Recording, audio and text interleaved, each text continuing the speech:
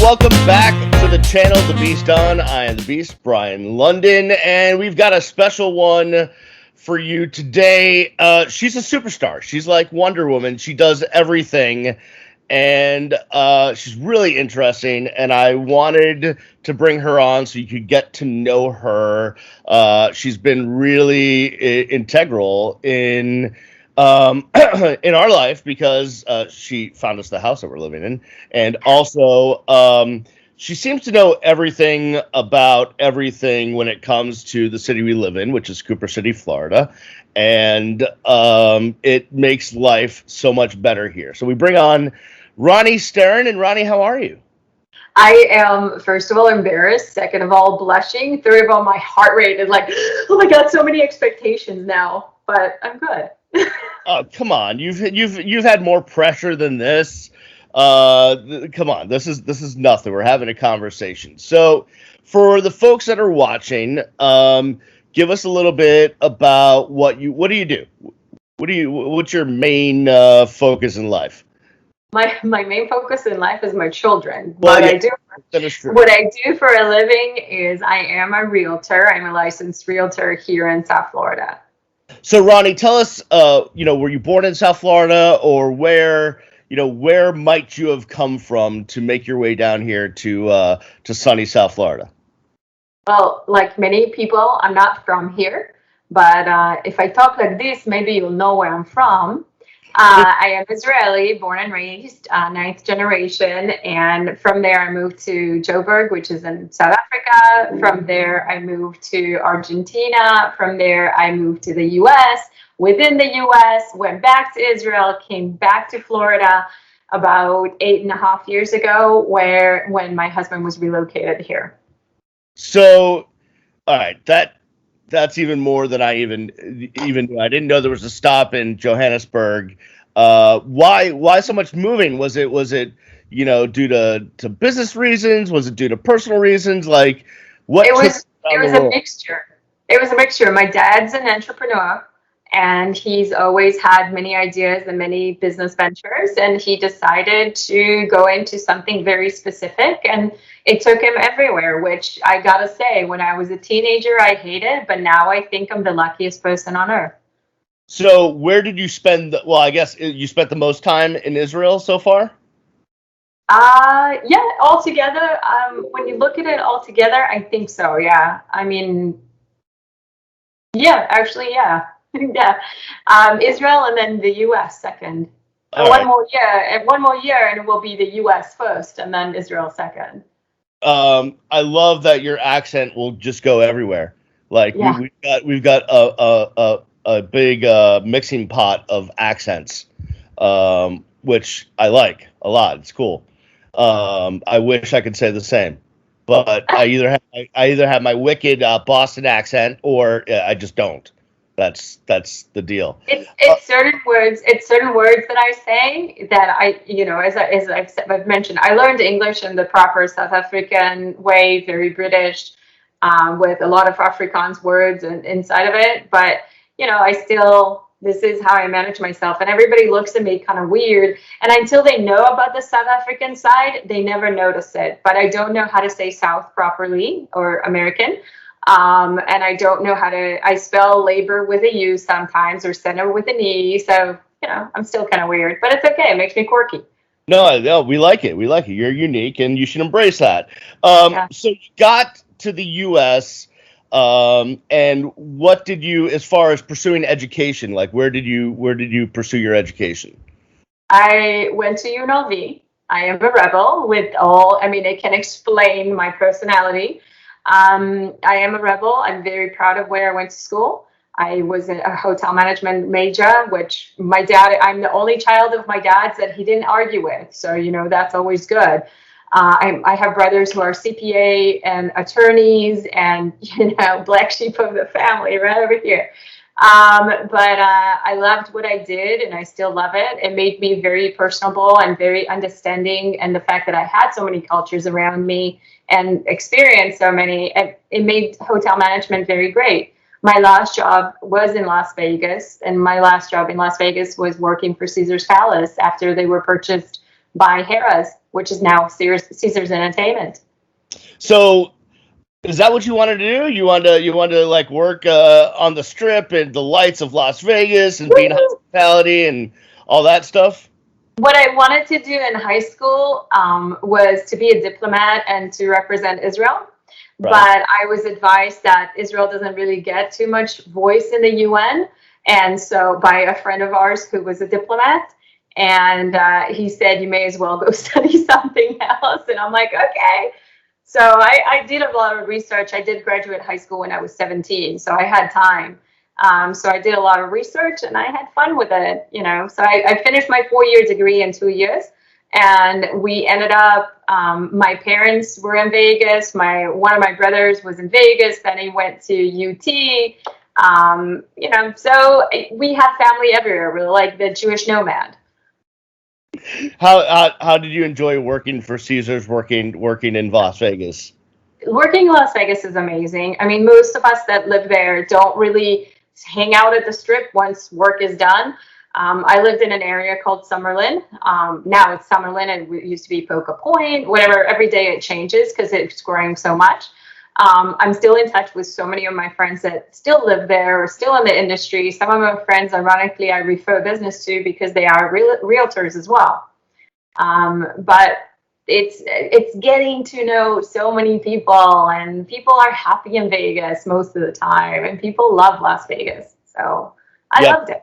people are happy until they're catching that like red eye back to the East Coast. Broke. Are we Uh, talking from experience? huh? Are we talking from experience? Yeah. I may have had some of those sad flights back east that I just wanted to crawl into my seat and sleep And for about sleep. yeah, and sleep for about 5 hours. So, how did you get down here to South Florida? What brought you down here? So David was working for a multinational company, a Swedish company. He worked for them in Israel, and they sent him here to develop the Caribbean and South America, Latin America, actually. And we had a choice, either here, Mexico City, Sao Paulo, and unfortunately, I don't want to go back to South America in this stage. I loved it. It was the best when I was growing up there. I decided Miami, yeah, that's my scene. It's got a little bit of everything. It's got the Latin flavor, it's got the great Jewish community as well, and a community of very diverse people. And it's got, you know, for my kids, for my family, and it's got, you know, my American friends that I couldn't be without. And there's always something happening, and there's always something fun. So we did pick Miami, or rather, you know, nobody thought, you know, whoever's coming from overseas doesn't see Cooper City, but we did a lot of research. We ended up in Cooper City. We wanted either David, Cooper City, Weston, and we ended up at Cooper City because I did get a job here as a marketing director at a nonprofit for-profit, and the rest was history. So, you got here, Cooper City, working for a nonprofit. What drew you to realty? We just spoke of this yesterday. When I took my real estate exam, I was 8.5 months pregnant.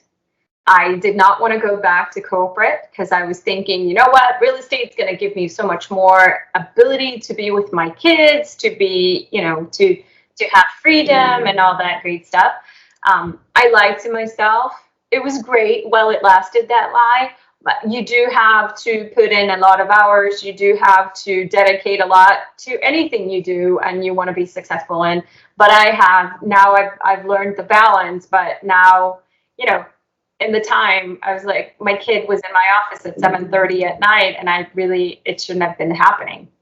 So we all try to figure this out, right? The work-life balance.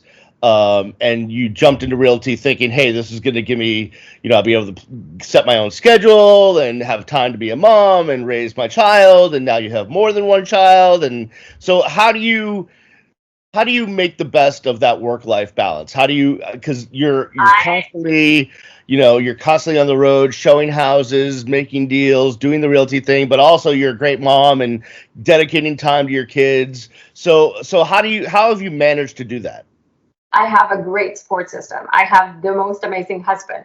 Oh, look at me, I'm tearing up. I have the most amazing husband, and David actually went the extra mile. And he no longer works for the multinational. Him and I work together, and it's we had caretaker that was helping us with the child, with both the kids. And it's just, and whenever my parents came in, and they usually stayed for more than 2 months, so I'm like, oh, let's abuse mom and dad, and let's go do this, let's go do that. But it's always, it's if you don't have the family support, and initially, and especially your spouse's support, it's really hard. It definitely is really hard.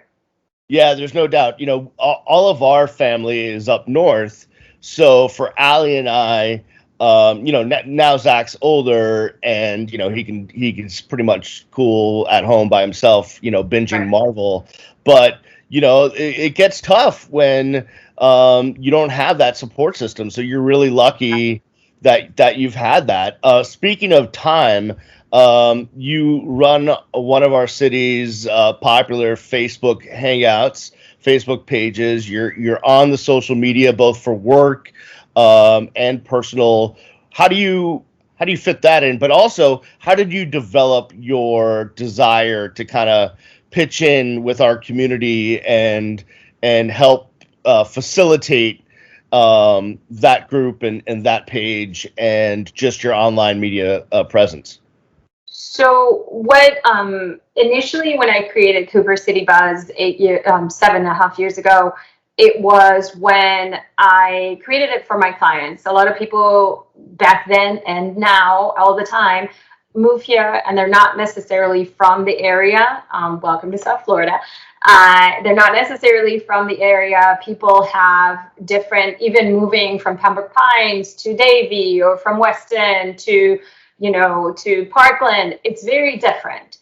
Every place is very different. Most of my clients that I've sold homes to or sold homes for have been in our immediate area, and I'm extremely thankful and blessed for that. So my thought was, let's create something that's going to bring everybody together and support them. On the other hand, it makes you unique, and it shows your personality. I volunteer for Holocaust Heroes. Which unfortunately we haven't been able to do too much with the elderly.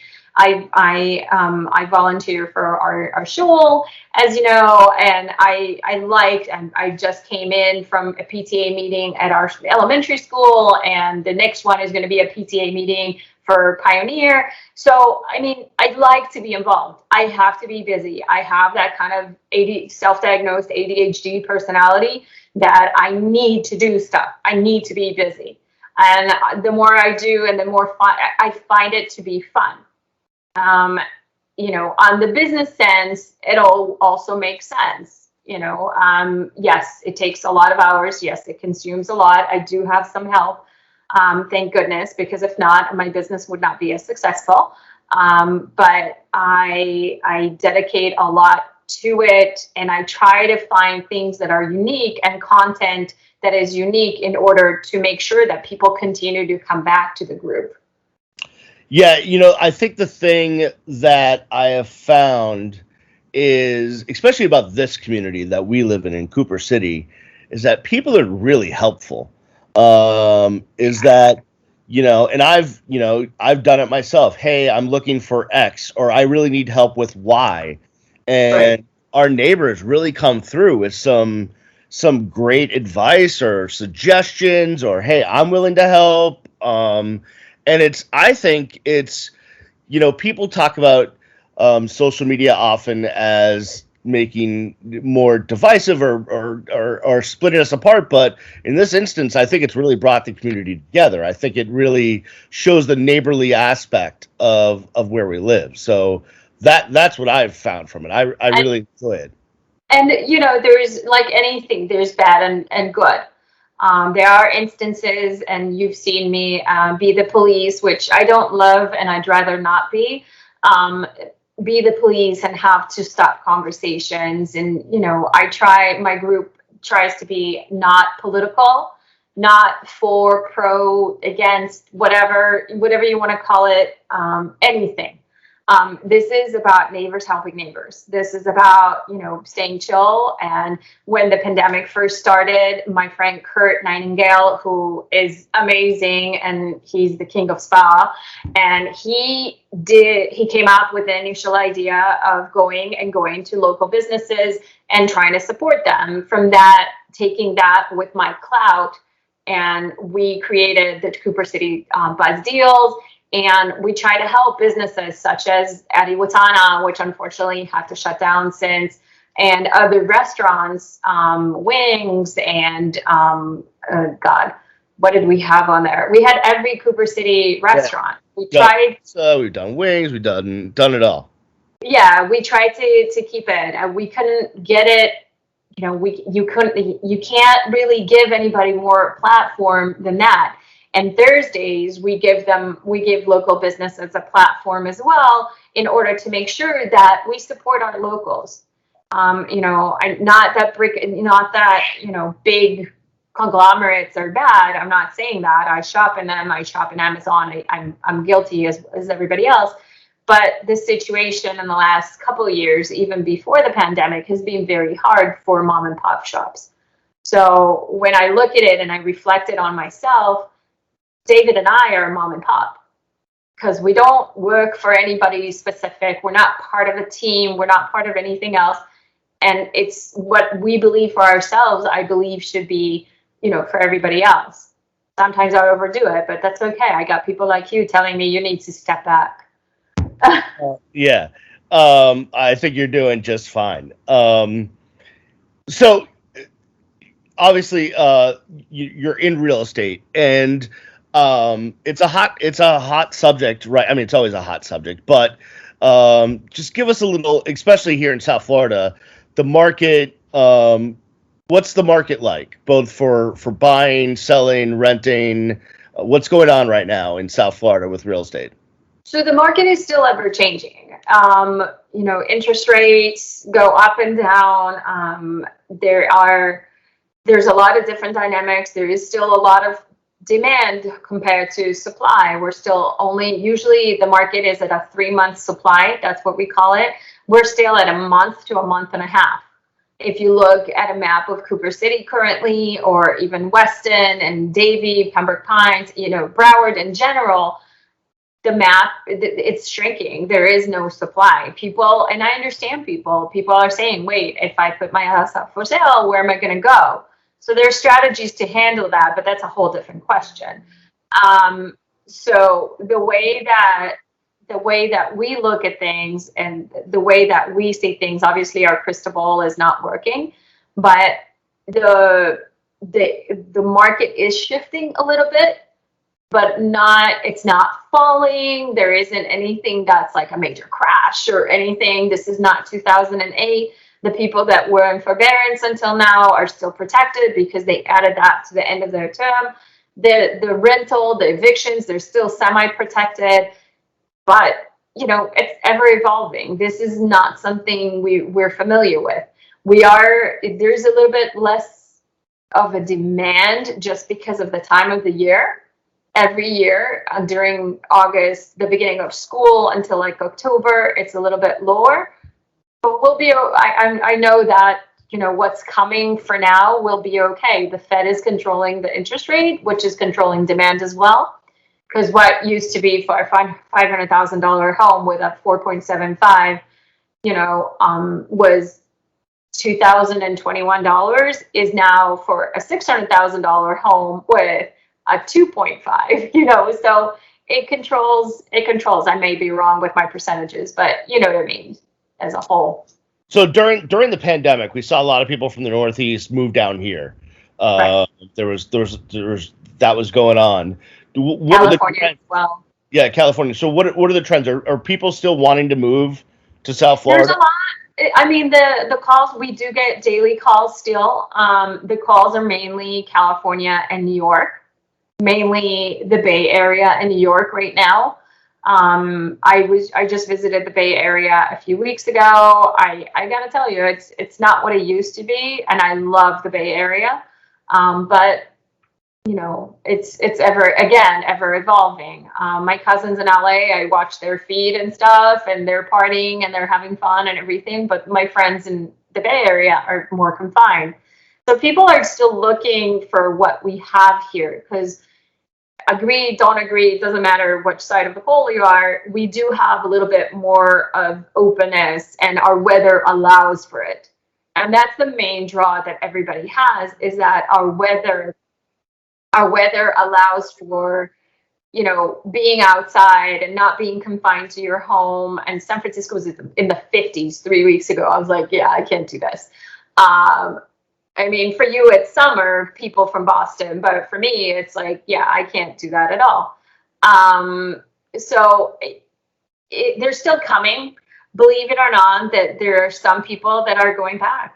There's a lot of New Yorkers that don't like it here. It's humid, it's hot, we're at the mañana phase, so we don't move as fast. They're lacking I came downstairs, I went into the bodega, I went into this. We don't have that here. We're a lot more suburbia, and we're a lot more chill. And it's not as much, love my New Yorkers, love everything, but it's not as much of a rat race as it is up north. Yeah. Without offending anybody, I apologize. No, I think you're dead on. We definitely live life a little more casually as far as time goes, and not rushing. And you certainly can't walk out of your house or townhome or apartment and go to the bodega, or walk across the street to this, or stay within 3 blocks of your house, and you got it would be nice. Yeah, that it would be cool. All right, so before we get you out of here, and at the end we'll give you a chance to tell everyone where we can find you. I've got a couple rapid fire questions for you. No. All right, so your favorite meal? Pasta, but I can't touch it. All right, so your favorite meal that you can eat? Man, you're making this hard. I know.